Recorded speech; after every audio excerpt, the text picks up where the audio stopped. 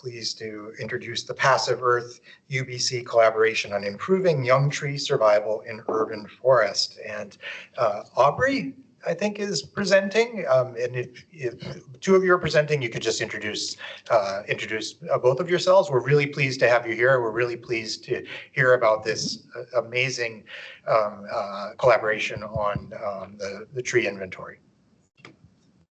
Yes, thank you. Yeah, I think we got the title not quite right. So passive earthing, just forget about that. Just focus on the tree inventory. Not much of a focus on tree mortality with this project. Yeah, I'll introduce us and then hand it over to Jolene to give the bulk of the presentation. But yeah, thank you guys for having us. We're really excited to be here. My name is Aubrey, and my role is the lab manager of the Urban Ecology Lab at the Faculty of Forestry at UBC. We're under supervision of Dr. Melissa McHale.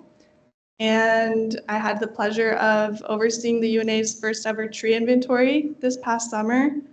And as part of that project, we were lucky to have two very bright undergraduate students from the Bachelor of Urban Forestry program. And one of those students is Jolene, who's here with me today to share a little bit about that project and what came out of it. And I'm stalling now. It's okay. It's okay. Yeah, it's completely. Are you okay? We're just giving. Sure. That's okay. It was working fine until we closed the laptop. Present it.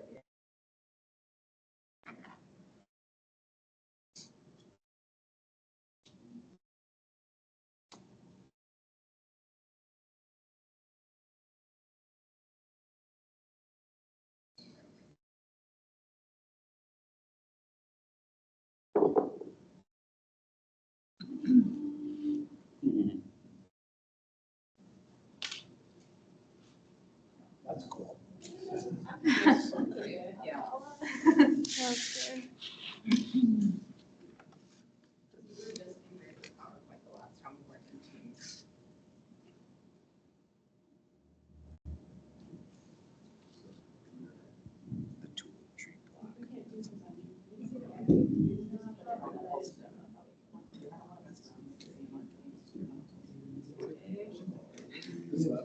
Thank you.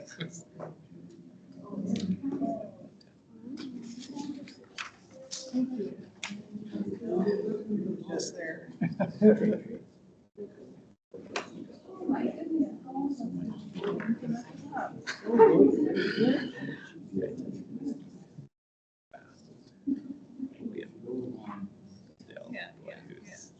It's a really cool project. And I might have sort of drizzly cold. Yeah. Yeah. Gum trees.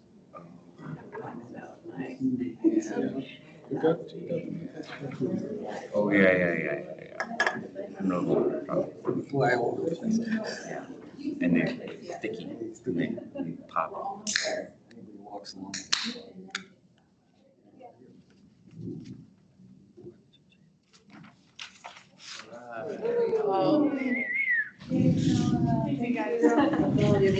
It was worth it. It was worth it. Very cool.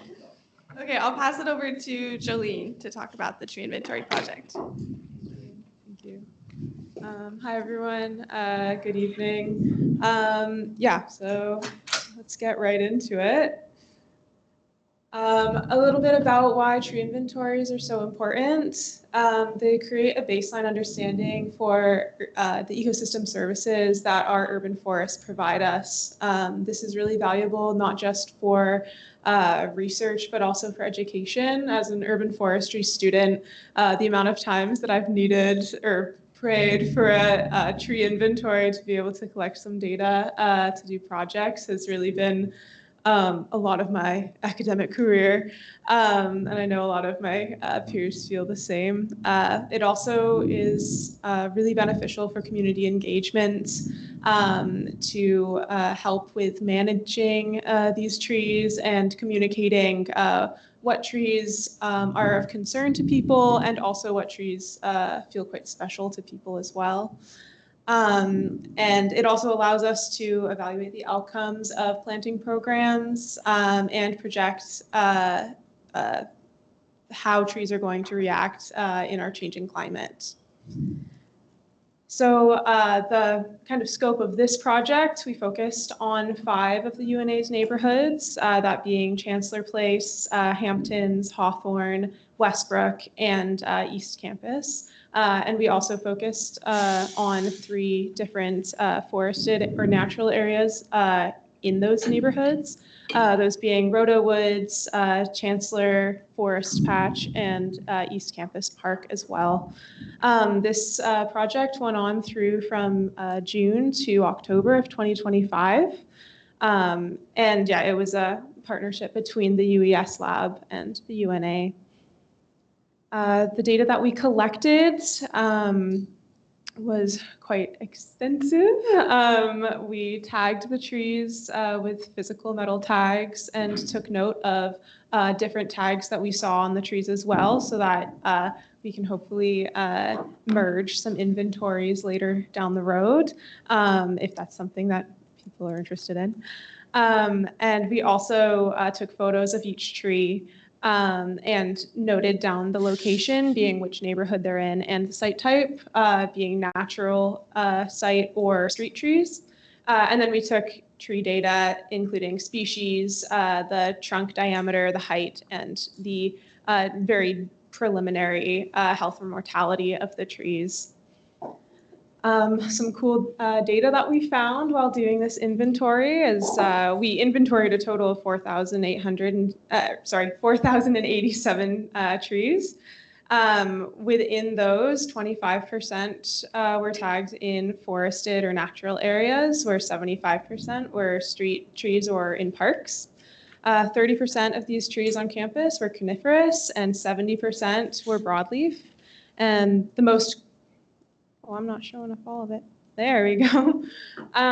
We inventoried 96 unique species. This is really important, especially in biodiversity goals, and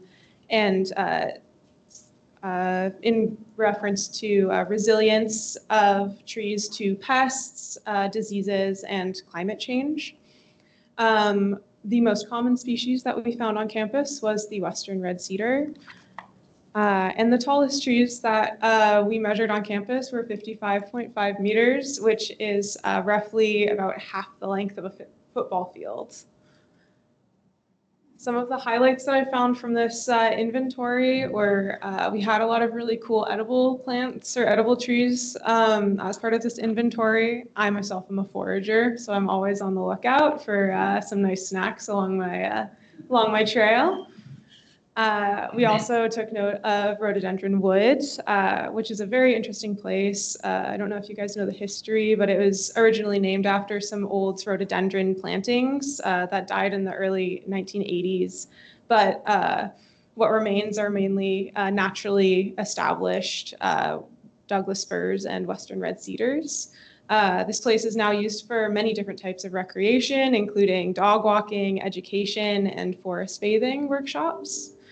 And finally, this inventory can help us understand more about individual tree experiences. So these tulip trees are all located on the same block, on the same street, right next to each other, but they're all in varying levels of condition.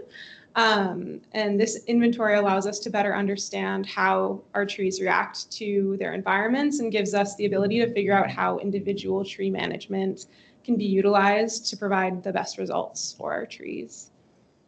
The project outcomes, there were quite a few. We were able to geotag and physically tag our entire data sets, which is also very easily updatable as well. We hope to integrate this with the emerging UNA help system. We've also created a public-facing dashboard showing where all of the trees are located and some of their data as well, to help community members kind of access the research that we've done. There is the ability to integrate this inventory with the UBC inventory to contribute to a more complete understanding of the ecosystem. And of course, as I mentioned earlier, this is a research grade data set that people at UBC can use in so many different projects. Yeah. So thank you so much for your guys' time, and I welcome any questions you have with the project. Wonderful. Yeah, I feel like we owe you a round of applause.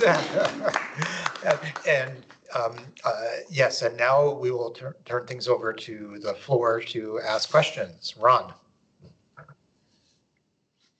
Okay, so this is a database. So if I was to say key into it, maple, it'd give me all the maple trees where they're located and everything? Yeah, so there's different formats that we have for this data set. There is an Excel spreadsheet with all of the different species listed. So a simple like Control F will allow you to search the names. But in the public facing dashboard that we have, you're not able to type in the like species that you're looking for. But if you have, essentially it's like, if you know the tree you're looking for, like where it's located, you can easily on the map find it and then like tap it and get all of its stats. So it'll help with identification purposes in that way. But yeah, it depends on like who you are and which data that you have access to. But yeah. And you did share all of that data with the UNA staff, is that correct? Oh, yeah. Like, yeah, so that's part of the collaboration. So Yeah. that's wonderfully useful. Yes, other questions, Jake? Yeah, I'd like to, I think it's a great initiative, so great job there. I'd like to hear Wegland's comments on this. He's our tree man, so Wegland, you're not here today, but we have you on screen. Some comments on this? Well, I would say thank you, Jake, first of all, and also thank you, the Urban Ecology and Sustainability Help, the lab, and everyone in there to make this come to life. So it is, I would say, first of a kind that the UN has ever ventured into to get an accurate inventory of how to manage our tree, one of the most important and key community assets that we have. And with this information, it will help us to manage our pruning. It will help us to manage, for example, diseases related to a specific tree type in a more proactive and orderly manner instead of previously it's always reactive. And we wouldn't be able to come to at this platform without the initial inventory of what our current status looks like. And the plan is moving forward, we will continue to redo this type of inventory of all the tree species and the size canopy so that we make sure we do have a healthy and sustainable tree populations within the UNA. Carol. Great job. This is really excellent work. I'm so happy to see this come to fruition. My question on the tool that's been developed, is it static until it's updated, or does it have a dynamic component where if there's pruning or a tree removal, you're going in and changing it as new conditions emerge? Maybe I can jump in. It's mainly an operational questions and inquiries. Thank you, Carol, for that question. So yes, within our team operations team, we have Gal Kufman, who is our GIS mastermind to look after our tree inventory. And then our plan is, as soon as we have some changes, for example, tree perhaps either being removed or pruning that has been done, the plan is we will update the tree inventory in the backend so that we will have a history of all the work that is being done. And it will be easy for us to identify which area is the next area to do pruning or associated work. Ron? So who's going to maintain this database in regards to tree removal and new trees being planted? So it is. So it's actually it's an interesting question that you brought up, Ron. So maybe I'll answer the quickest and the easiest one first. For the UNA one, we will manage that in terms of adding of new trees, replanting, or removal of trees. But having said that, we are also collaborating with UBC campus and community planning in terms of managing a more regional-wide tree inventory database system. This regional-wide database information system is not finalized yet, but we do expect we will collaborate with UBC campus and community planning and their GIS department to have a layer of tree inventories where there is a current active tree inventories, previously removed tree inventories, and also new trees being planted inventories. So the idea is we are trying to make sure all the new and on the previous tree is being tracked properly, and there is a audit and audit trail that we can confirm the number that we have at the moment is currently up to date. But again, this project is still in process, so I won't be the best person to share all the information, but I just want to give a very high level summary of what it will look like. Wonderful. Oh yeah, Sandy. Yeah, great work. My question is regarding the project outcomes. You mentioned about the public facing interactive dashboard. Where is the public? Is on our UNA website or where? Thank you. I can jump in for that one. It is with Wegland for now, and I think we need to sort out where it's going to end up. But yeah. Yeah, so thank you. So in terms of that public-facing web page, we are finalizing in terms of the detail and some of the design and branding language. And then once we come to a finalized version, we are going to have it posted as a part of the myuna.ca. It would be available in there. Sylvia, did you want to add anything to that? Thanks. I was just going to add that you guys will be the first to know when it's public and available online. We'll make sure we'll include it in the newsletters and in all of our communications. Because it's really cool. Can I add one more thing? Yeah. The only other thing I wanted to add is that this is a pretty important fundamental piece of data for our UNA help, or UNA 311, which is what we called it. We did a presentation from the board a few weeks back. It's about to go live probably end of May.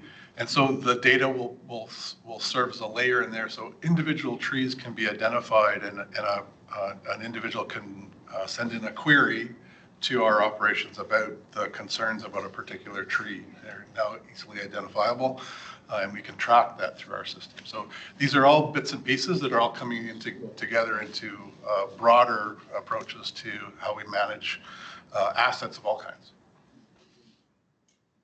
That's great.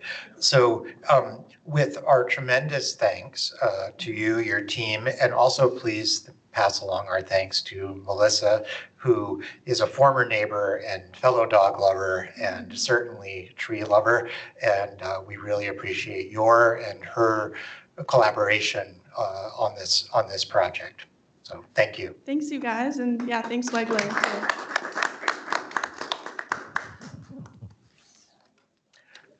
Okay, so with that, we will move into our management reports and start out with Paul for the CAO's report.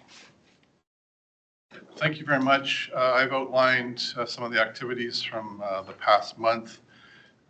If there's any questions about them, I'd be happy to respond. I think I'll highlight perhaps three. One is the continuing process of the campus of care and the UBC healthcare improvements. And so most recently, you would have seen two items come up through the community newsletter through the UNA from that group. One being access to a website that now has a really, I think, high quality and useful navigation tool for individuals trying to understand where they should go when they need healthcare in the community. And the other is the opening of the new urgent care facility that opened in mid-March, I think, or so. So those are two important topics. I did want to highlight or talk about two particular items. That one was raised earlier this evening, and the other I think was raised in emails previously. I'll start with the second. The board has established a project for this year to do governance review for the board. That is a consultant-based project. We have requests for proposals out. They were sent out immediately following the approval of the budget, or soon thereafter, based on the terms of reference that we had discussed both in committee and at the board, confirmed the scope of the project. We're just waiting on final submissions from those consultants that we've contacted. So we're hopeful by May we will be underway in this project and able to engage the board in that with a consultant. The other is, I know Ron raised the fire services contract. It did expire at the end of March. This is not, I've been here for a couple of years and a bit. This is not unusual for the renewals of this contract in that it seems to appear at a timing that none of those that are most directly affected by the service or the contract have any control over. So that's the UNA nor UBC. The negotiations are between the province and the city of Vancouver. That remains to be the case. I've been in regular contact with campus planning staff that are responsible for those connections to the province. And as of yet, there is no update to be provided on either a renewed agreement nor a timeline for its availability. The last time that this was, there were changes to it made, it was quite similar. We didn't really hear until almost into the summer. So we continue to, as actively as possible, try to get information from the province on the process, but we wait. As soon as we know anything, we'll certainly advise the board. As the board's aware, this is a significant cost in our annual budget, as it is for the university itself, on their side of the fence, as it were, and we are waiting to see what we're presented with. I would note that it does raise for me some potential areas for advocacy in relation to fire services that I've had some preliminary discussions with colleagues at UBC about. And I'll have some more discussions, I think, for the board as we work through developing an advocacy plan for the board. But it is an area that I think the UNA board should undertake some work in trying to get a different level, increased level of participation or involvement in the process, whatever it may look like. I think for the future, both UBC and the UNA could benefit from having a little bit more engaged role. If there's any questions on the rest of the information, I'd be happy to answer. Thank you. Ron? Okay, I think this question Carol could probably answer. Carol, the annual fire service charge, is there a specific invoice that just says UNA versus UBC versus UEL? And is it paid in one sum in the middle of the year, or is it paid in installments? Yes, to your first question, and in installments to your second question. All right, Michael? Just a quick follow-up question from your notes, Paul. You said you participated in the interview and selection process of the Development Permit Board appointee. Has that appointee been selected? Following the board's direction on shortlisting a couple of candidates, I did do the interviews with Grant from what's his title? Development Services. Thank you. We do have an identified preferred candidate that is being brought forward through UBC systems into their approval process, but that won't happen, I think, until June. So as soon as that candidate is confirmed, we'll update the board. Maybe I'll just add, Michael, it's worth noting that there will not be a DP board meeting like before this position is filled. Okay, any other A little questions? slower these days. Yeah. That's right. Okay, great. Well, thanks, Paul. And moving on to the communications report, and Glenda. Good evening, everybody. A quick correction for my staffing changes, part of my report. We previously noted that Sai Karnam had left the organization. To clarify, his departure was due to an unexpected issue with his work permit, which had expired and could not be renewed in time. So we required the UNA to end his contract. Shortly after the report was published, though, we were informed that his new work permit had now been approved. So since we had not started recruitment yet, we've decided to rehire Sai. So Sai is not, in fact, gone. He's back again.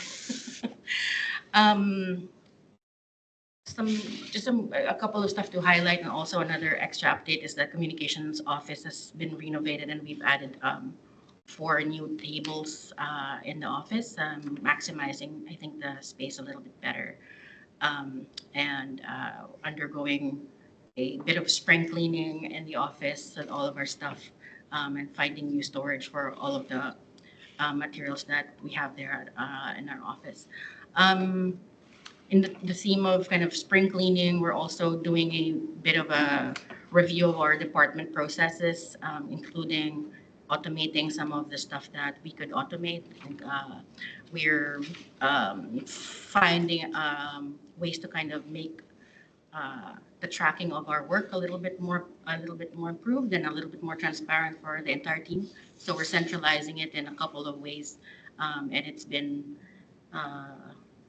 I think that it requires a lot of hand-holding and a lot of training and a lot of getting used to change. But I think at the end of the day, we're going to have a really good system in place. So I'm happy to answer any other questions. Wonderful. Thank you, Glenda. Are there any questions?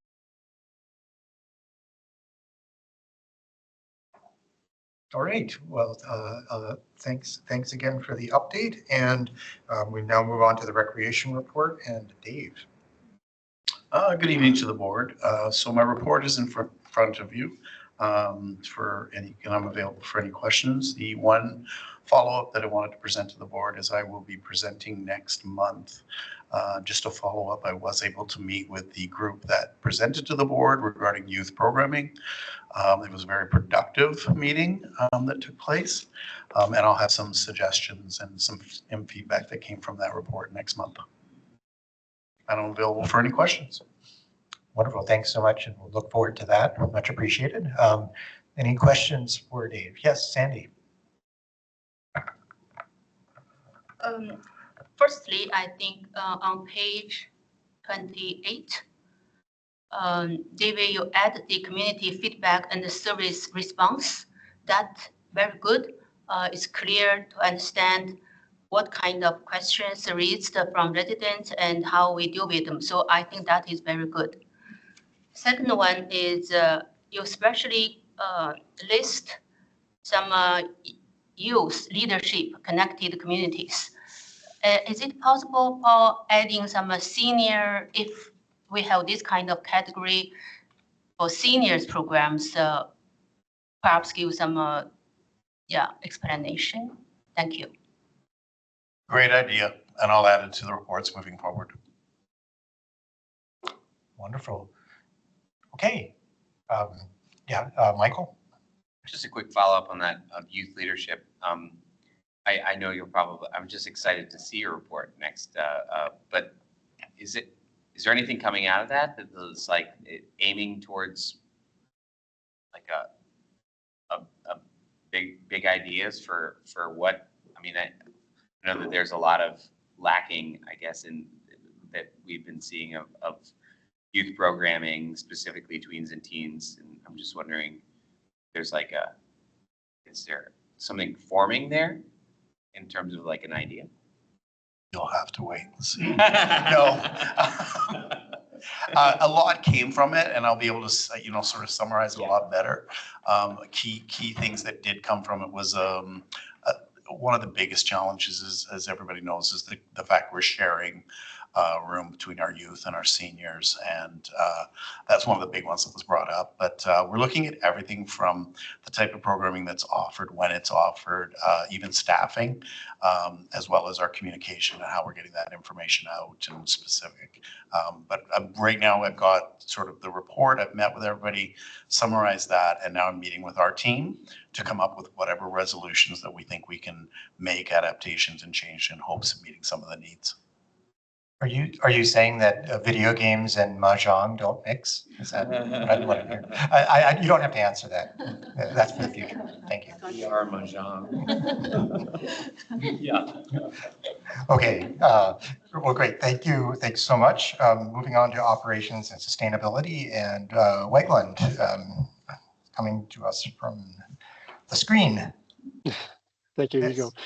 Good evening, everyone. So in terms of the operations and sustainability report, I would like to highlight the Green Depot result. So we have a very encouraging increase year over year from visitor engagement to diversions volume to circular growth within the free table initiative. And we are very excited to see this growth ongoingly, and we are looking forward to have more sustainable and more items being recycled and used locally. And one item that wasn't included in this operation report is mainly the ash tree, EAB ash tree management plan. So just want to give a brief verbal update on that.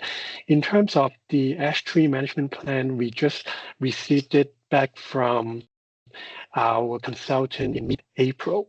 So the plan is operations department will review the plan and then will provide a more fulsome updates in the upcoming May board meeting. And in terms of for that plan, just a little bit in terms of the timing of treatment, I've touched base with the arborist today. So in terms of the timing of treatment, the window typically from his perspective will begin in about 4 weeks from now. So in terms of the timing, I think our report as well as the treatment should line up pretty nicely. And happy to answer any questions. All right, Ron, question. I think everybody saw the pictures I took on the corner of Arbutus and West 12th in front of seasons of the trees that the city has warned of having the EAB. Wayland, has there been any communication with the city of Vancouver Parks as to whether those trees have been treated or not, or they just been analyzed that they have been exposed to the pestilence? That's a good question. I have yet to follow up with the park or Vancouver contact, but we do have existing contact information and we'll follow up with them and then can provide that in the next upcoming board meeting in terms of locations. Okay, yes, Sandy. I realize that high impact events, we have a lot here, especially this year FIFA World Cup. That is exciting, right? I'm wondering if UNA will have some events matching this one, or what kind of impact for us? Thank you. Okay, that's a good question.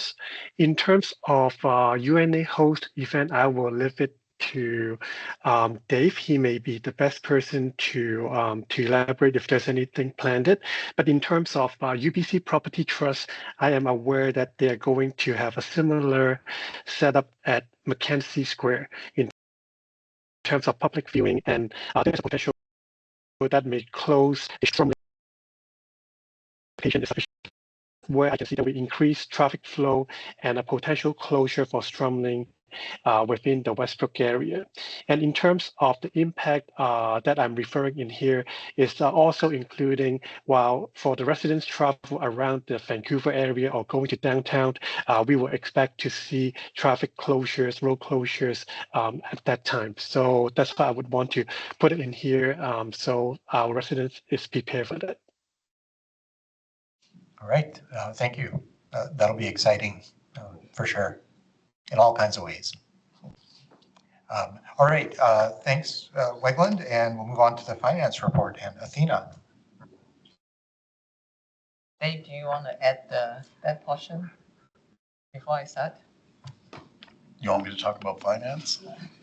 Okay. Yes, we do. There you go. Just to answer the question that Wagner was responding to too.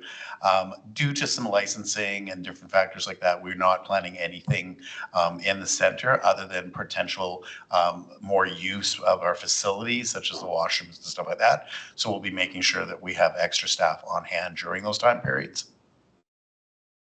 All right, thanks, Dave. If no more questions, then we can move on to Athena. Good evening, directors. My report is before you. I don't have anything more specific to add from here. Guarantee you will hear from me later on tonight. Welcome to answer any question. Okay, so for now, not seeing any questions, knowing that we will have more questions to come and reports to come. Thank you. We'll now move on to the staff work plan, and I'll let Paul introduce that. And I think you're all aware that there's quite a bit of documentation in the packet, so certainly you can follow along there. Thank you very much, Eagle.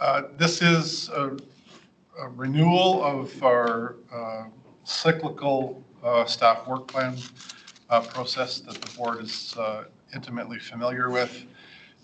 Given the start of 2026 and the implementation of the board strategic plan and the approval of the budget, staff have now developed the work plan as outlined in the report. This is intended to be at the sort of operational level and highlighting for the board particular initiatives or projects at the operational level that support the board's strategic plan. We do then, it's sort of I guess the partway through the third step of the board's involvement in the phase of the processes from the guidance of the strategic plan to the operations and approval of the budget. And then finally, with this work plan coming before you, the sort of 3.5 stage process or even 4 stage is our periodic reporting back, which the board has seen in the past, where we report back on the basis of the attachment to the report that provides updates on all of those initiatives or projects that have been slotted in within the particular goals of the strategic plan. There's a lot here. Staff are available to respond to any questions that you may have, and we certainly look forward to reporting on the board on progress in the coming months. Wonderful. Thank you, Paul. I think I'll go ahead and make the motion, and then we can ask questions and discuss. And if there is a need to amend the plan, of course, then that can be recommended. So I'll move that the board approve the 2026-27 UNA staff work plan as circulated. Is it seconded by Jake? Okay. Are there questions or comments relating to the staff work plan? Sandy. Okay. Regarding this work plan, for example, from page 36, do we have the timeline for each goals? Do we have the results review? When and how? Also, who will be responsible for this kind of plan? Thank you. So there's no specific timeline laid out in the board strategic plan with regard to the overarching goals. The board didn't establish those timelines. We certainly have some operational timelines for particular projects, but largely they're intended to be completed or largely completed in this fiscal year, because that's the focus of this, is based on the current fiscal budget. Undoubtedly, there will be projects that will go over that and run into subsequent years. And as best as possible, when we begin the reporting back process, we'll highlight for the board both where the project is, an expectation of completion timeline, and where we are in that window. But that's a level of detail that you'll see in that kind of quarterly reporting. Okay, are there other questions? Michael. You'll have to excuse, and I do apologize for missing the last 2 board meetings just due to my program that I'm in is finishing up. And but I do have just one question. I really love all the work that's gone into this. The big sort of glaring gap that I see is just like on a operations sort of maintenance level, where kind of infrastructure maintenance kind of falls on this work plan. Like if you have big categories and small ones, but that sort of that's a big one there that I just don't see. So yeah, thanks for that. It's a great question, and the first part of the report actually tries to address that because as it outlines, about 70 to 75% of our work is really operational in nature, and this staff work plan doesn't capture that. So all of that work, whether it's maintaining trees or sidewalks, responding to concerns, that proceeds on an annual basis. It's really that 30% that's really focused on how we have projects that are directly related to making progress on the board's stated goals within the strategic plan. And so that's where this is focused, is on that strategic work. Just as a follow-up, I guess I just see it as possibly a slight missed opportunity in that in addressing those ongoing maintenance issues, there's also the possibility for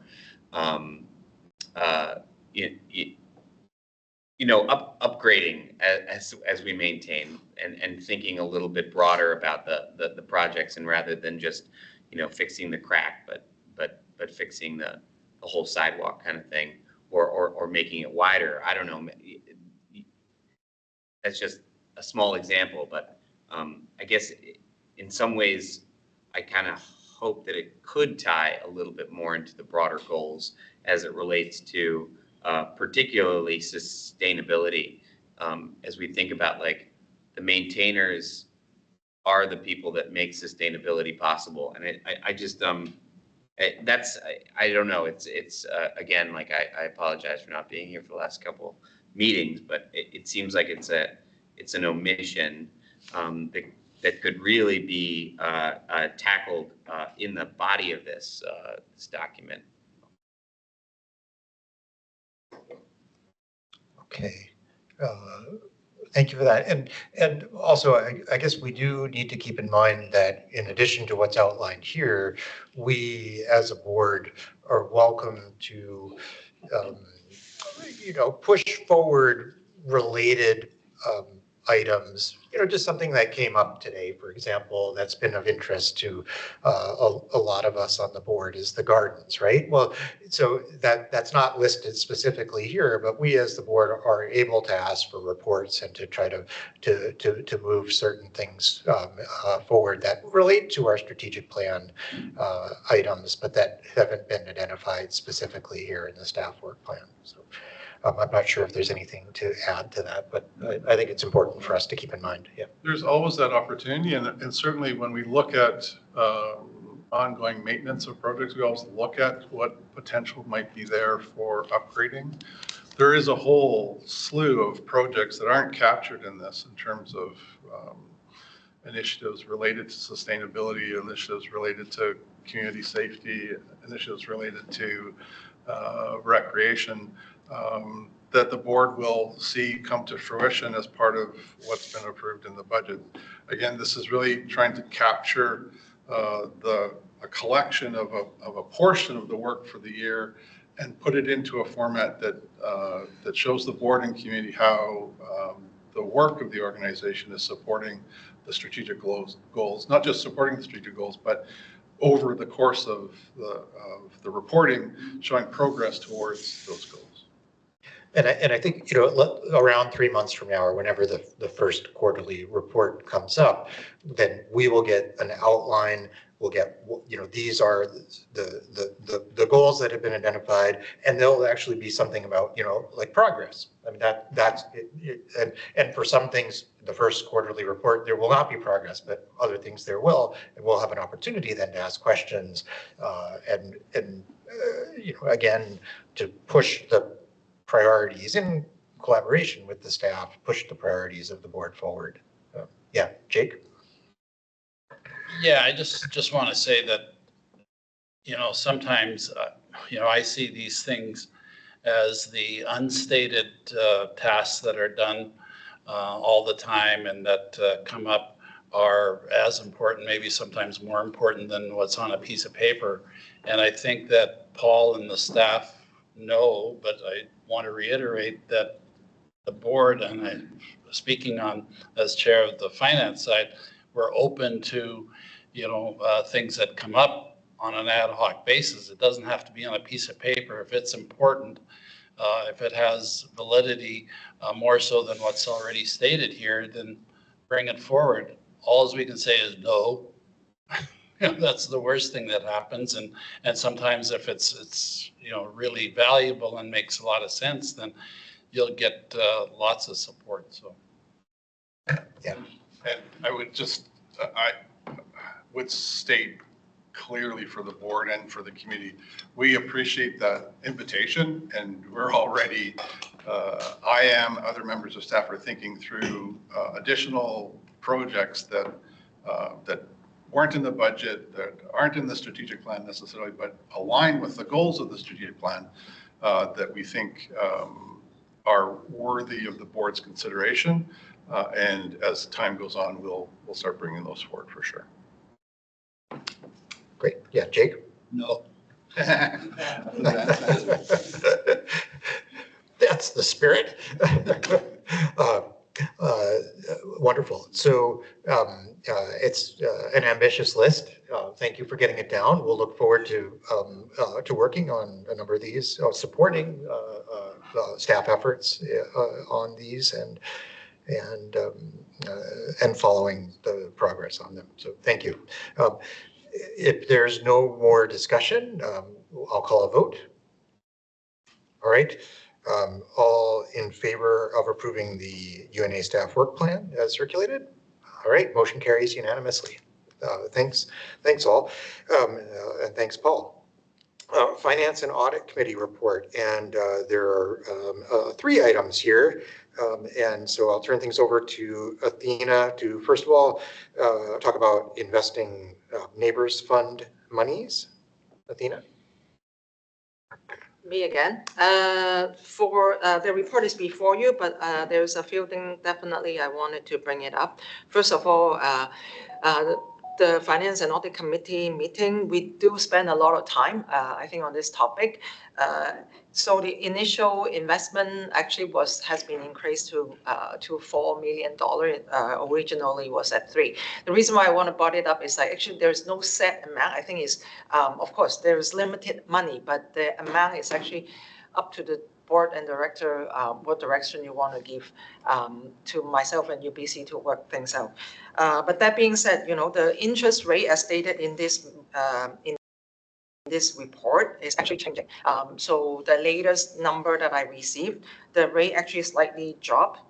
Right now, in the report for 3 year is 3.24, but the latest number that I received is like 3.13. So it's dropped like a 1 point, like very small amount differences. So I think other than that, it's pretty straightforward. Might be one more thing I want to clarify. So this is not the money within the UNA Bank. This is so that's why the investment is quote unquote. This is actually the Neighbors Fund amount that UBC is seeking for our, I think, opinion. So I think that's why in the motion is quoted invest. Yeah, I think I'll leave it like that. If feel free to ask any question. Okay, should we go ahead with the motion? Do you want to, on behalf of the Finance Committee, Jake, do you want to make the motion? Sure. The recommendation is that the board directs staff to instruct UBC Treasury to invest up to $4 million of the Neighbors Fund into a new 3-year term deposit. Seconded by Ron. All right, are there any questions or further discussion? Sandy? I'm curious about UBC, where the amount will be deposited, which bank? Or do they compare the banks for the rate? Thank you. Athena, do you want to start with that one, or do you want to just punt it straight on over to Dave? I think I can answer. I think probably, okay. So UBC don't have, I think the very important principle for us to know is like UBC doesn't have a segregate bank account specifically for the UNA, for the Neighbors Fund. So they are not, I believe they are not investing in a very specific bank. So this is an agreement honored by UBC. So that's why the invest is quote unquote invest. So if we wanted to agree to not withdraw the money in a certain time, they are willing to pay you X amount of interest. So that being said, there will not be a GIC certificate of some sort that received. It will only be an agreement between, I will say, I think an email exchange, not even an agreement, between UNA and UBC that, okay, if you're not withdrawing that amount for that term, this is the interest that we will be provided to you. And UBC colleague, feel free to. I have nothing to add. Nothing to add to that. So it's a notional investment, I think is a way to think of it. I think that's. Yes. Yeah, I don't have anything revolutionary to add, but I think that's a good summary, Eagle. It's a notionary investment. I think of it as a wheelbarrow. It's not, I think, like consumer level like we would have, where you literally walk into a bank and you have a certificate. This is among the UBC records, and there's basically a promissory note to provide the interest at that level. So actually, UBC is functioning like a bank. If you think about it. Anyway, I don't want to muddy the waters. Anything else before we vote on this? All right, all in favor? Motion carries. Thank you. Second Finance and Audit Committee item, the annual capital reserve transfer. Athena. So the report is before you. Again, there is not too much to add because pretty much that is governed by the policy that attached. As written on the report, the estimated total balance at the end will be close to that amount listed. Yeah, I think as an annual motion, I will request from the board, if not twice, at least once a year. Okay, Jake, do you want to make it, or do you want me to? It's either way is fine. Yeah, I can do it too. Okay. The recommendation is that the board approve of a transfer to the NA capital reserve equal to the amortization of capital assets for fiscal year 2025-2026, less the amortization of deferred capital contributions. Is there a second? Ron? All right, are there any questions or comments? All right, all in favor? Opposed? Okay, motion carries unanimously. Thank you. And then Athena, an update on the audit plan. Sorry, me again. The 25-26 audit will be started in May. I think the audit plan I always try to provide to allow the board to have an idea what's going on in case there might be other I think plan that you might have in mind. But that being said, the Finance and Audit Committee has gone through that. Yeah, I think, and we will next week, I will be meeting with the auditor for the first time for the planning. If there's anything, this is time to bring it up before the audit started. So I don't have anything more to add besides what is before you. Could you turn off your mic? Thanks. Perfect.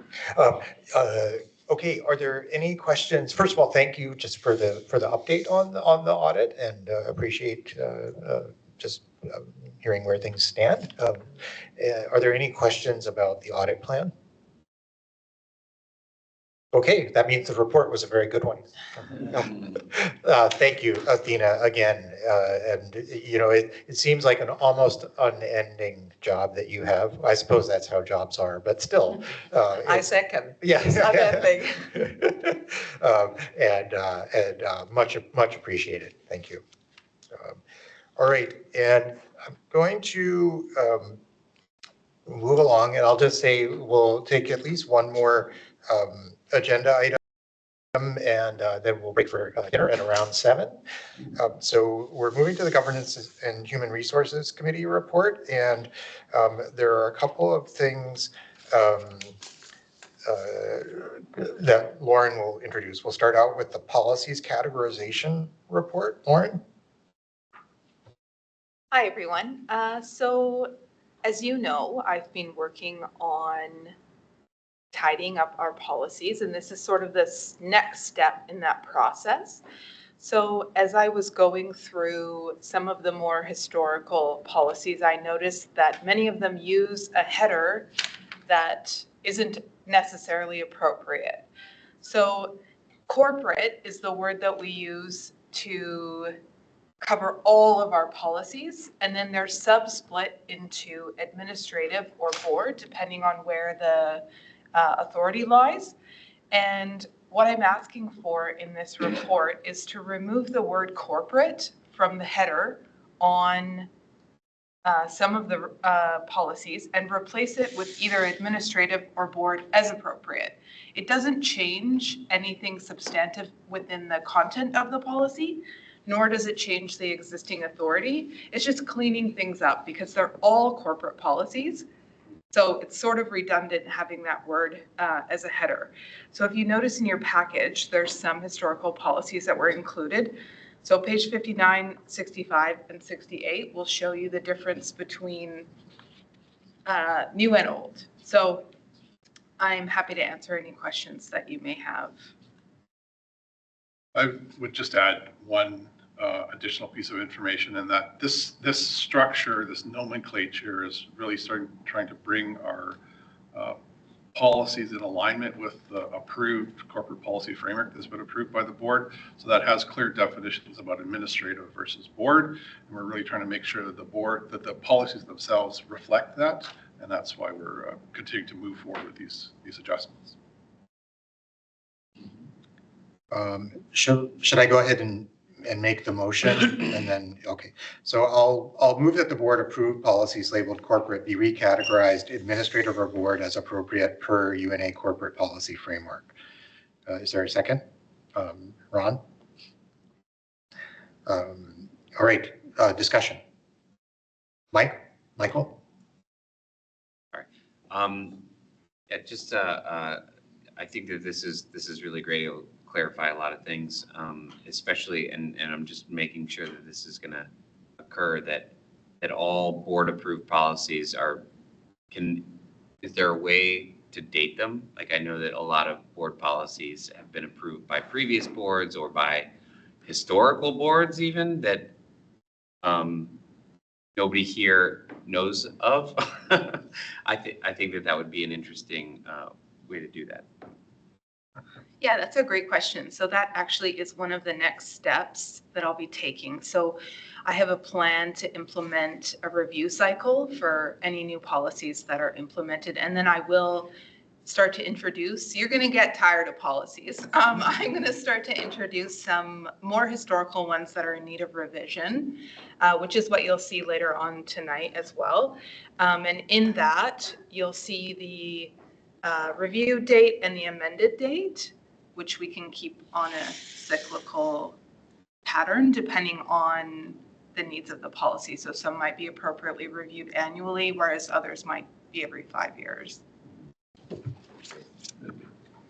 I'm going to just add a little bit to what Lauren said. The policy that was established, the corporate policy framework. So if you look at page 62 of the package, that policy lays out a very clear kind of format for all policies. So we are slowly converting everything into that exact format. So it's got the effective date, it's got the adopted date, it's got the effective date. And the policy itself lays out that policies are to be reviewed on a 3-year cycle at least.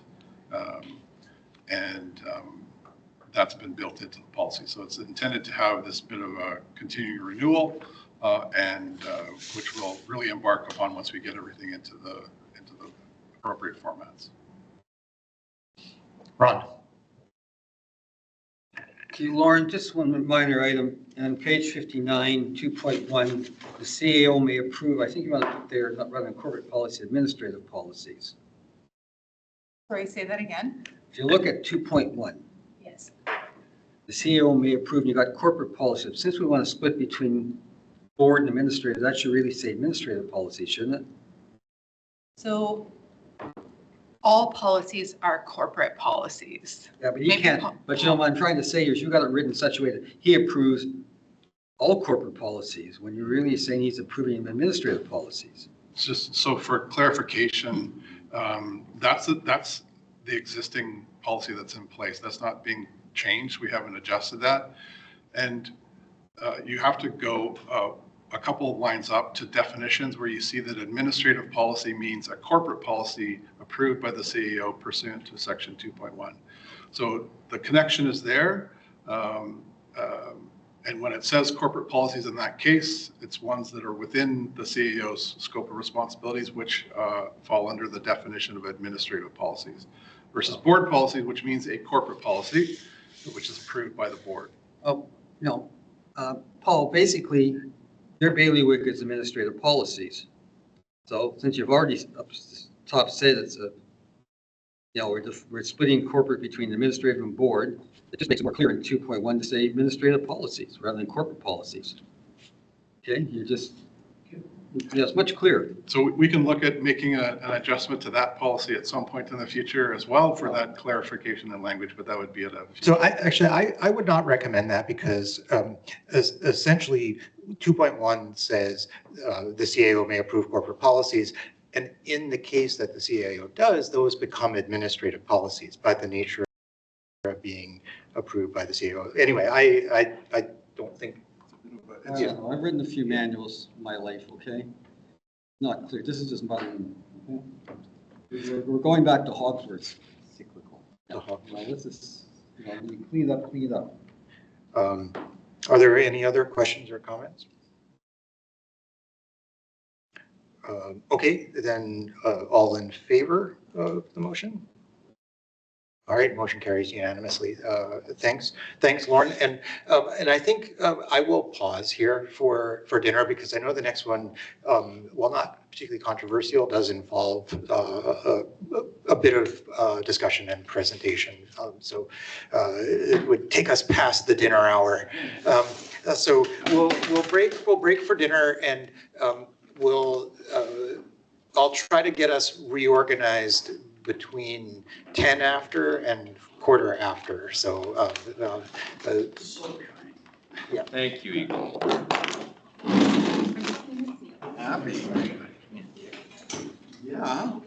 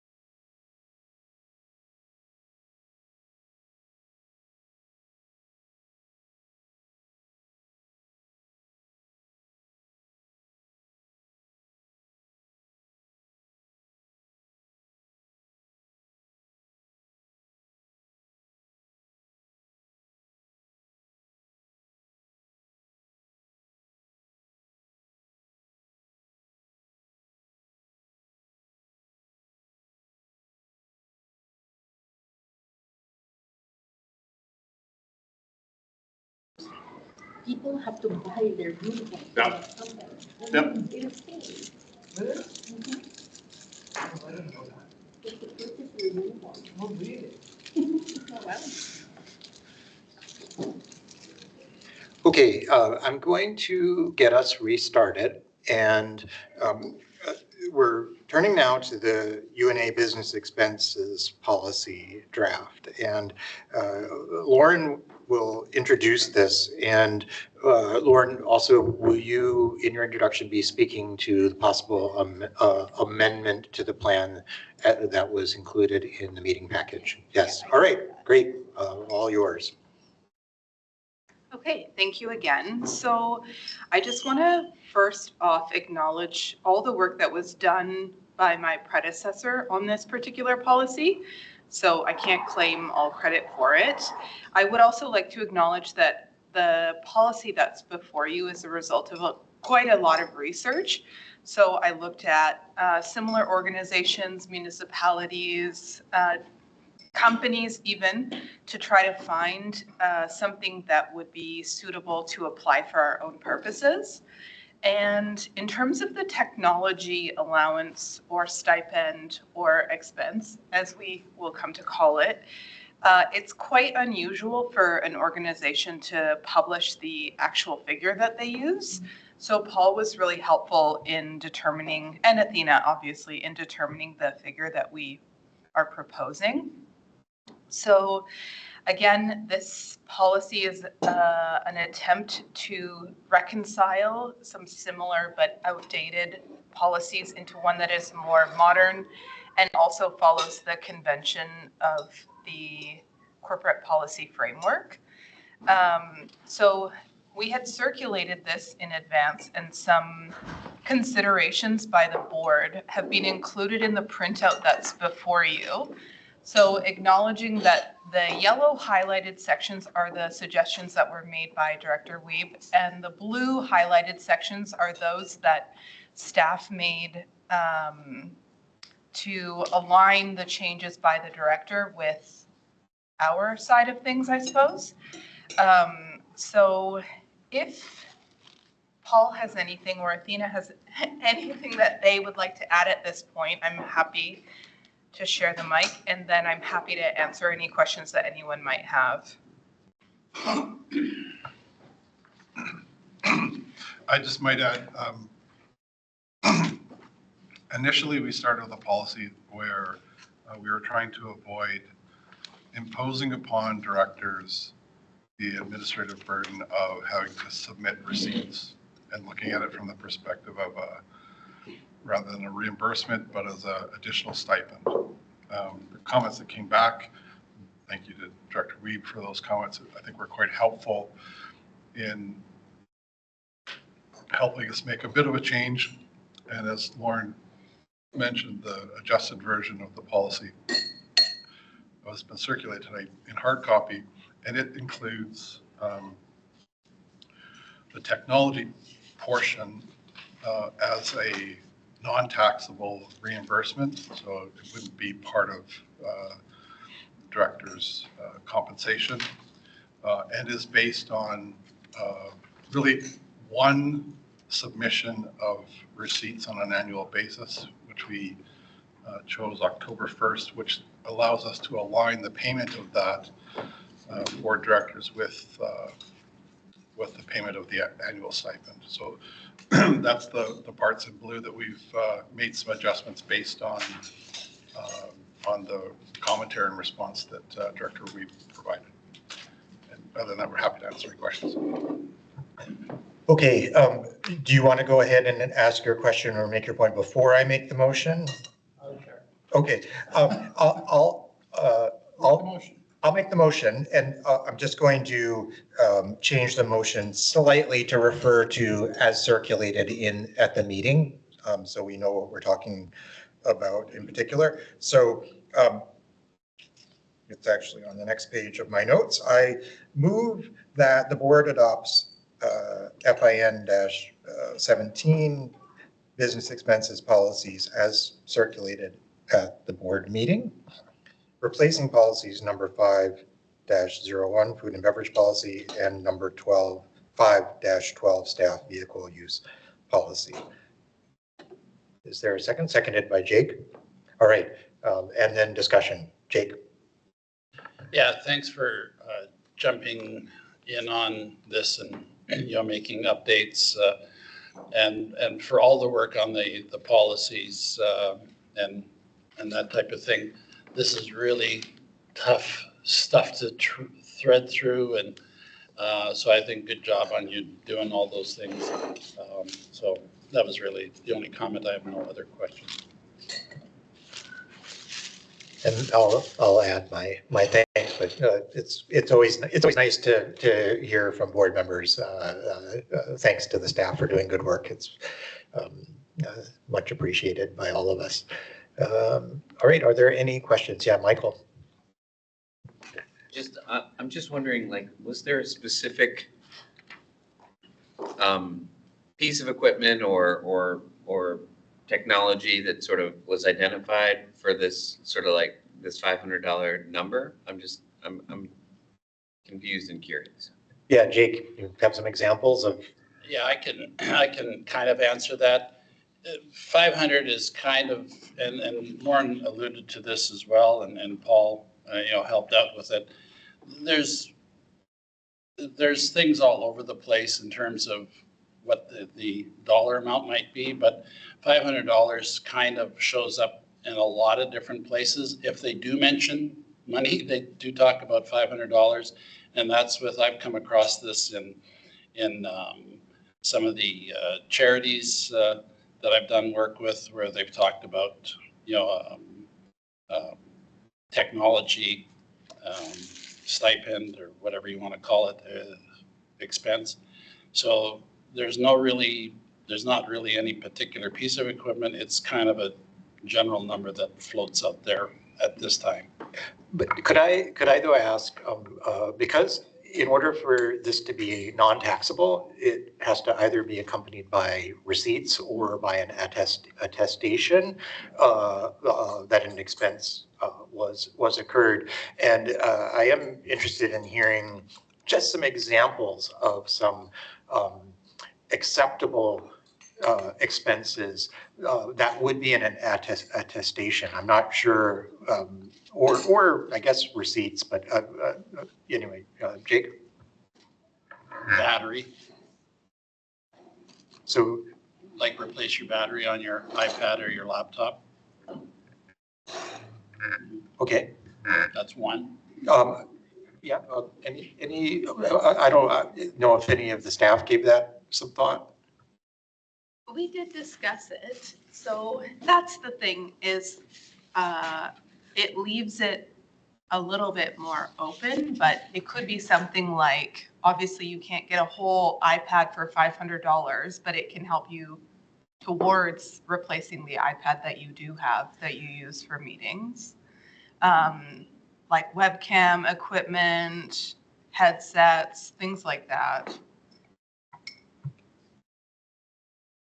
Keyboards. So in the case that something was acquired, a receipt like that could be submitted along with an attestation that it's used to a certain, or no attestation. No attestation is necessary as long as there's a receipt. The attestation is put in there in the event. This will never happen, where a receipt's not available or it's lost or whatever the case may be. So it's really as a replacement for that.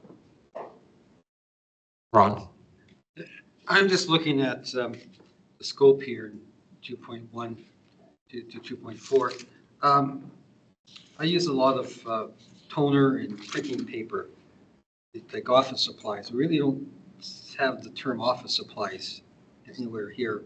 I know it's a business expense, but it's not really kind of included as an example.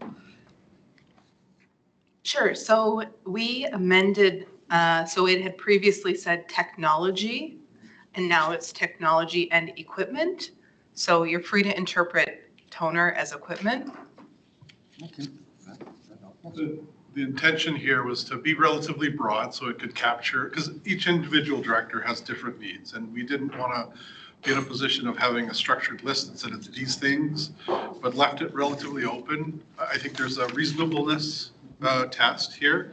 And so if we receive a receipt from a director that says, I bought this, this, and this, and really Athena and I look at it and say, doesn't seem reasonable to us, it would be a question to the director. But then in the end, I think I would likely bring it to the board in a closed session and just have a conversation about whether the board determines this to be reasonable against the policy, if for some reason we can't.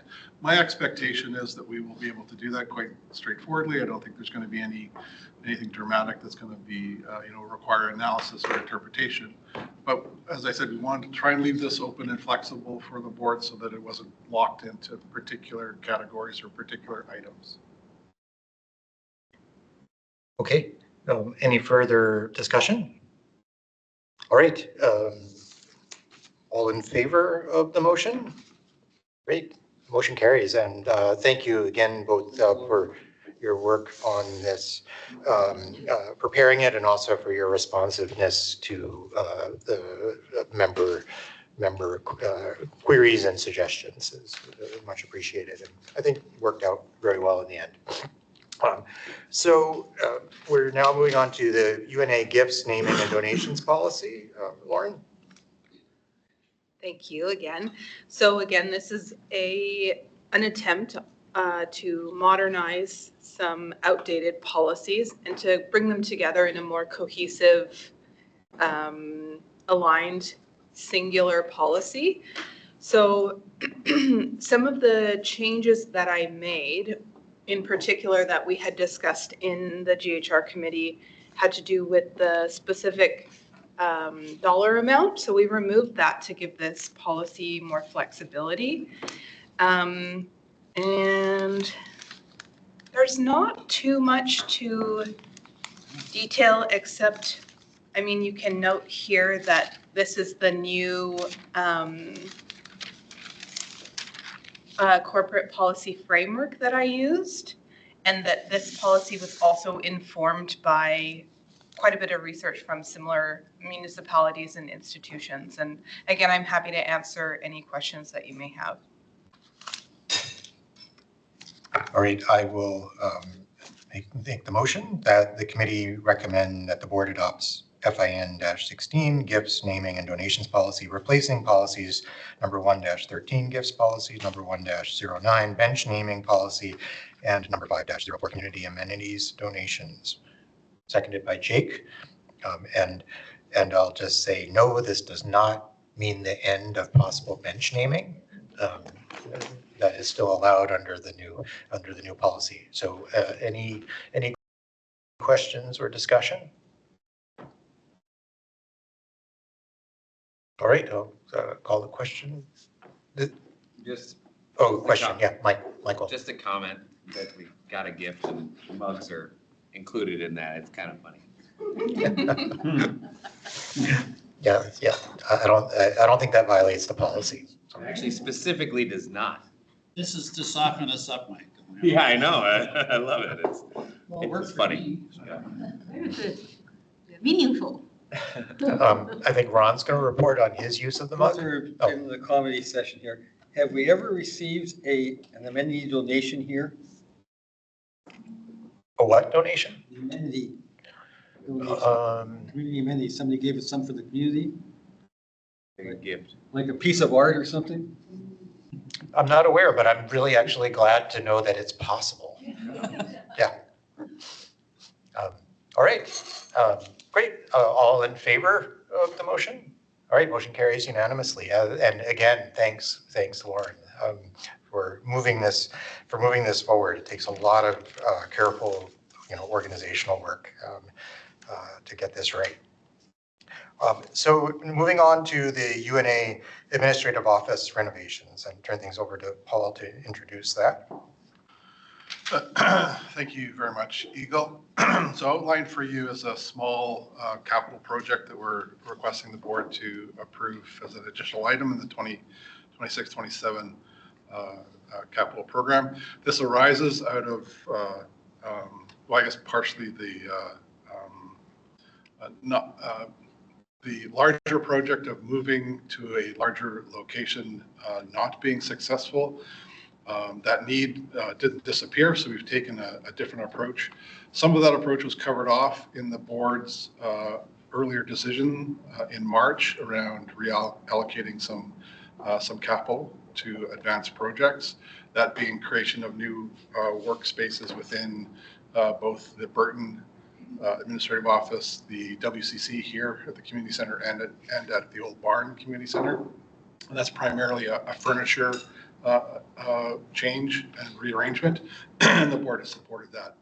We have one new position that the board has supported in the 26-27 budget, being the HR coordinator, that really requires enclosed office space for privacy and confidentiality. And we simply do not have an adequate space. So we put our thinking caps on, and we did come to, thanks to Wegland and his team and Gal, came to a potential opportunity to renovate a small area of the Burton office to create a new internal office space. Page 85 of the agenda materials outlines the layout, and you can see in the middle of the drawing, virtual drawing, labeled new office, a new office that's been created in what is an existing storage room with some slight expansion of walls. This is quite key for that position. We've laid out a bit of a budget for it and are looking to the board's support for this additional capital item of $50,000. And we've suggested that we would direct funds from the UNA Capital Reserve for this project. Happy to answer any questions. Okay, I'll go ahead and make the motion unless someone would like to do it in another order. So I'll move that the board approve an additional capital item for fiscal year 2026-27, minor office renovations, with a budget totaling $50,000 and direct funds for this project to be accessed from the UNA Capital Reserve. Second by Ron, had his hand the highest. So, all right, questions of discussion?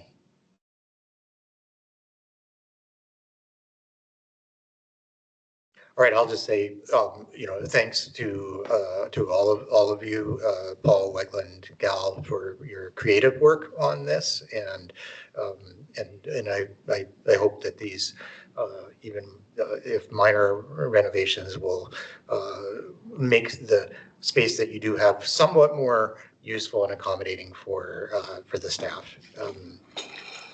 Did I already call the vote? Oh, okay.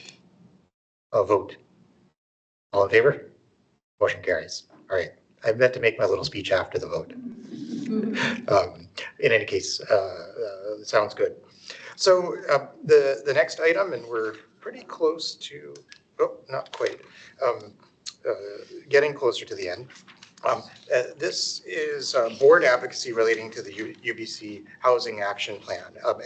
And we have down here myself and Michael, and I will introduce this, and Michael, if you wish to add anything to my very brief introduction here, you're welcome to. So the new strategic plan indicates the board's intentions to increase its advocacy across a whole range of issues of importance to our residents. And Michael and I were corresponding about this. We've recently registered growing concern that UBC is not meeting its rental housing commitments outlined in the 2023 Housing Action Plan. So among other things, back in 2023, the UNA had advocated for some specific elements within this Housing Action Plan, including affordable faculty staff housing and expansion of UBC housing eligibility to non-UBC employees. This is also sometimes referred to as workforce housing, and that includes to UNA staff. And actually our strategic plan includes as one of its goals the advocacy with UBC to arrange for UNA staff being eligible for UBC rental housing. And so since our advocacy on that back in 2023, there's been little progress on either of these commitments that made their way into the Housing Action Plan. So we're proposing that the board renew its advocacy on rental housing, including the pursuit of workforce housing in UBC-owned rental housing, and to do this by sending the attached letter, the letter that was included in the meeting package. It's a draft, but I tried to include a letter that was in a form that we could send should the board approve. So given this, I move that the board authorize the chair to send a letter to UBC Properties Trust, and the UBC Board of Governors requesting action on housing action plan rental policies, and again, a draft of that letter is included in the meeting package. Do I have a second for that? Seconded by Michael. And also, I'll just ask Michael, if you have anything additional you'd like to add beyond, what I mentioned about our correspondence on this. Sure. I'll just mention for the record that a number of people have come up to me and talked to me about this, and what it's leading to, and what I'm worried about is that the vibrancy of the neighborhood is really at its core is the people who live here, faculty, staff being very central to that. And just anecdotally, I have heard, I have seen people who are leaving faculty and staff rental housing because of the reduced prices in neighboring communities.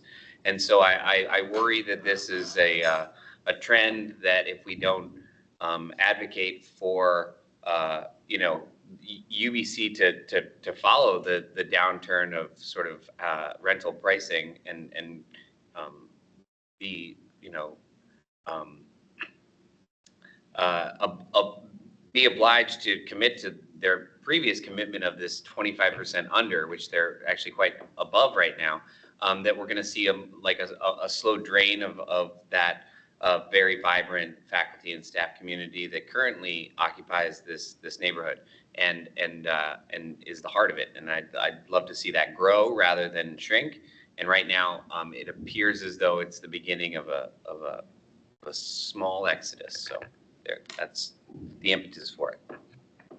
Great. Yeah. Thanks, Michael. So opening up the floor, Ron.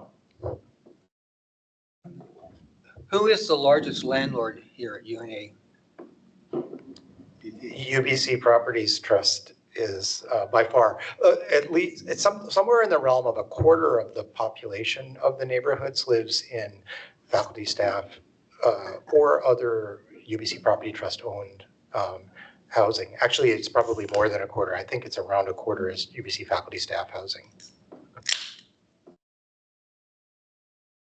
Actually, that would be the only landlord.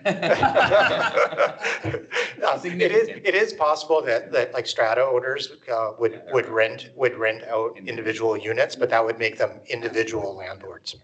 It is the vast majority, but there is at least one other rental building that's owned by an organization, Chancellor neighborhood. Oh, in Chancellor, so it's above the Great Dane.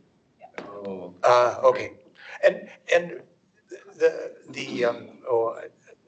I keep forgetting the name of the senior living center. It changed. Yeah, I want to know about that. Oh, but I think that's UBC Properties Trust probably leases that, or is that? Yeah, it's a third party. Yeah. Okay. UBC Properties leases it to them. Anyway, but that's out of our purview. Yes. Other questions? Yeah. Okay. I think following on what Michael's talking about, the city of Vancouver has gone very aggressively into pushing for rentals by making deals with developers. Okay, they give them separate side agreements to defer development fees and reduce their property tax rates. And if you look down on West 10th, you've already got two being built on West 10th. You recently had that one with the dangerous looking ravens on the corner, okay, of West 8th and Helma.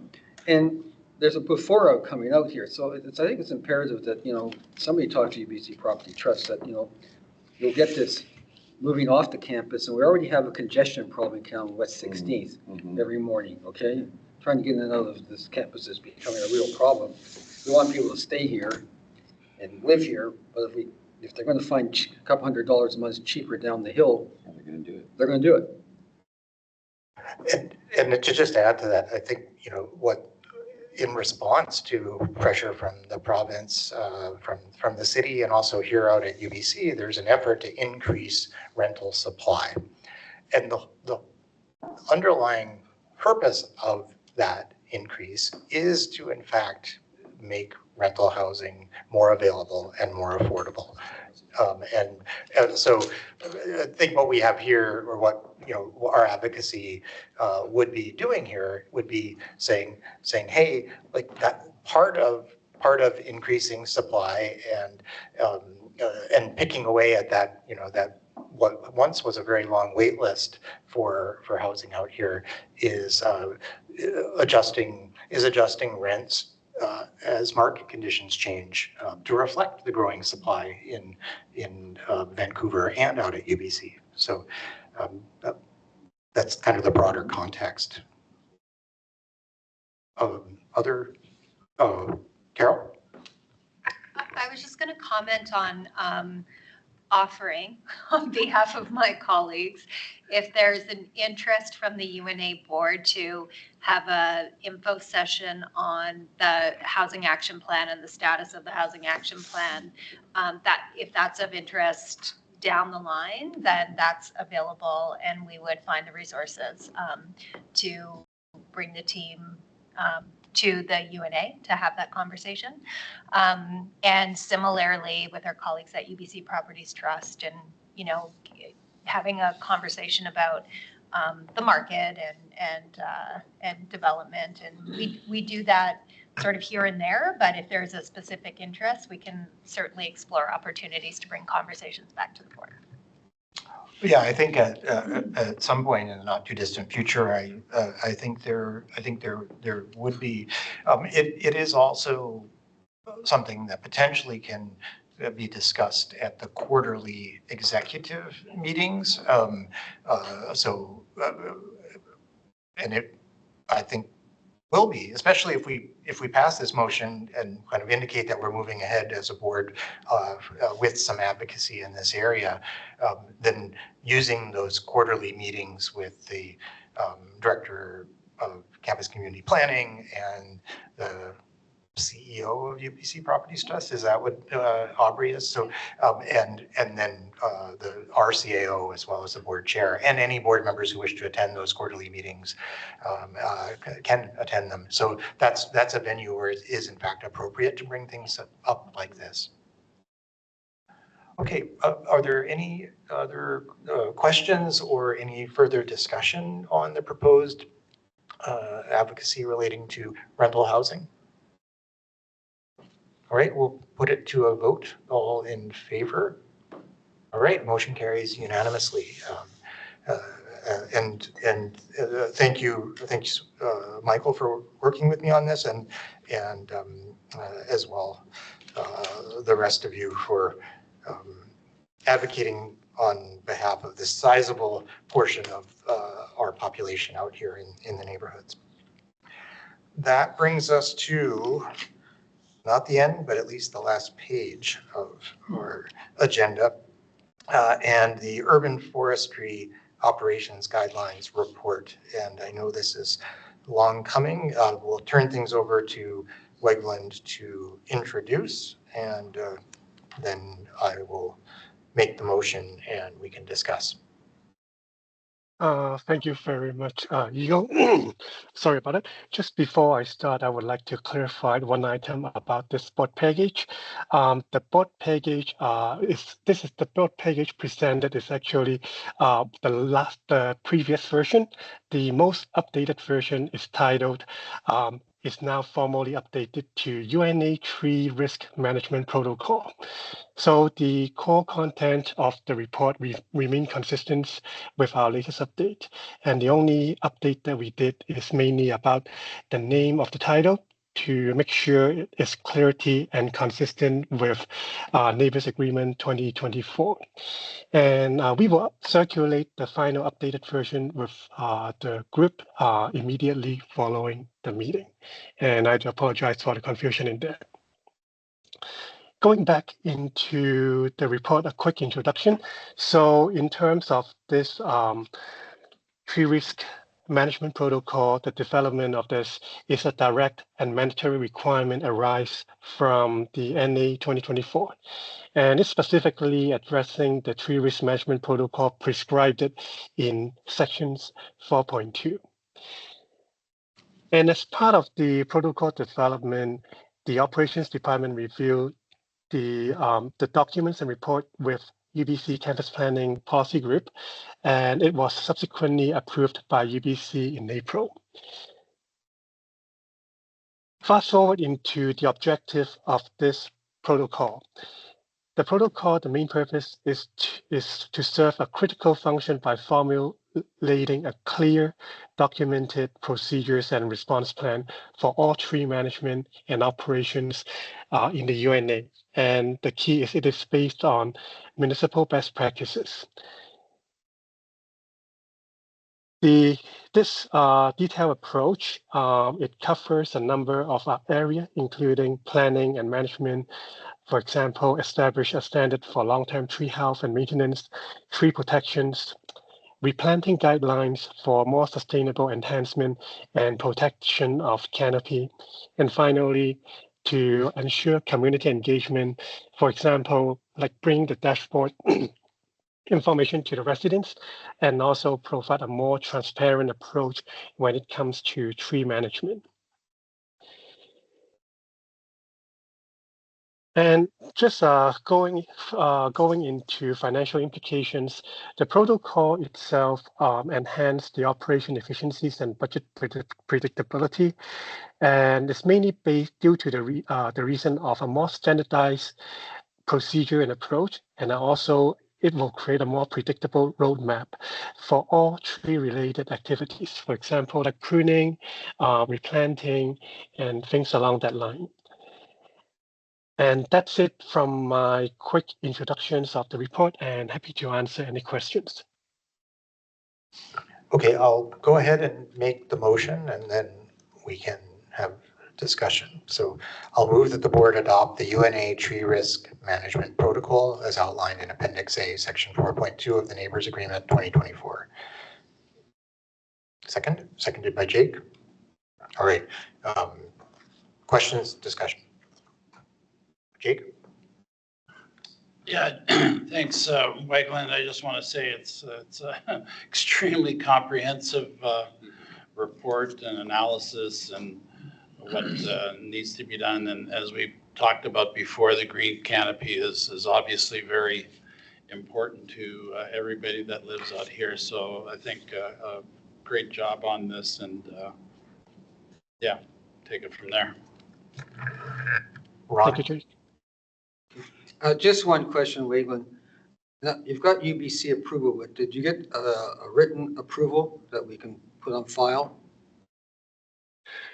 Carol was going to speak. Is that, yes. Is that okay, Wegland? Okay.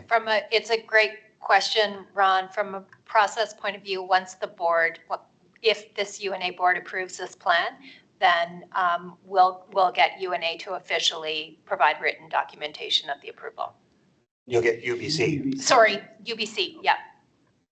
But UBC has read the policy and provided input, and that would be the final step. Yeah, after stamping. Yes, yes. Yeah. Okay. No further questions or comments? All right. All in favor? All right, motion carries unanimously. And again, thanks, Wegland. Thanks to UBC colleagues, and of course, also we had extensive help from the consultants who worked on this as well. So it's much appreciated. It's very professional, I would say. So, thank you very much. Yeah. Next is the UBC Properties Trust UNA Dog Park License Agreement. Wegland again. Okay, thank you, Eagle. So the report is circulated, and before everyone, happy to answer any questions. This agreement is just to formalize the operations of the dog park in a space that is currently managed and run by UBC Property Trust. In terms of the terms of this agreement, it's at 5 years, which is aligned with the current development permit durations. And that's it from me. Happy to answer any questions. Okay, and before making the motion, I'll just note that this is formalizing something that's already been agreed upon and is in place. The dog park is there also. I should just let everyone know.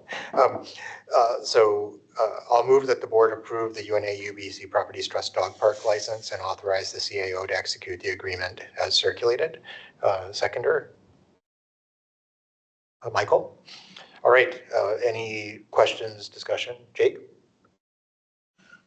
My usual question, when we get these license agreements in, I'm assuming that our insurance coverage that we have in place covers what the requirement is for this license? Yes, it is pretty much aligned with all the any other NA 2024 requirements. Okay, any further questions? All right, all in favor? All right, motion carries unanimously. And thank you again. And that dog park is getting good use. There are a lot of dogs out there this afternoon.